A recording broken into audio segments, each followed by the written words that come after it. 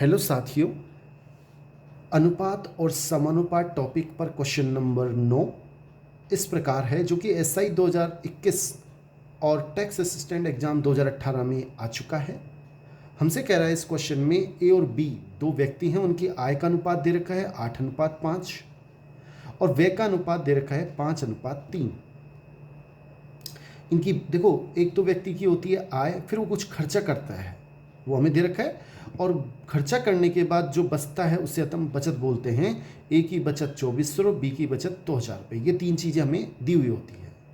इस क्वेश्चन को हम कैसे करेंगे? मैंने मान लिया कि ए की आय, जो ए है उसकी आय कितनी मान ली 8x या 8 के, क्योंकि अनुपात दे रखा है हमें 8:5। तो ए की हम मान सकते हैं 8 के और बी की आय कितनी हो जाएगी, ये है आय हम मान रहे हैं, ये हो जाएगी 5 के। अब आय कितनी है ए की 8 के, बी की आय कितनी है 5 के। इनकम में मैंने क्या किया कि कितने पैसे बचाता है, महीने में 2400 रुपये बचाता है, ये उसकी इनकम है टोटल। उसमें से महीने भर में इतने बचाता है, तो खर्च कितना करता है, बाकी है वो खर्च करता है। ऐसे ही बी है, उसकी आय तो है उसकी 5 के और बचत करता है वो 2000 रुपये की, और जो बाकी पैसे बचे यहाँ पर वो उसकी खर्चा है। देखो, ये उसकी आय है, ये उसकी बचत है। आय में से जब बचत को घटाते हैं तो वो व्यय बचता है, यानी कितना उसने खर्चा किया।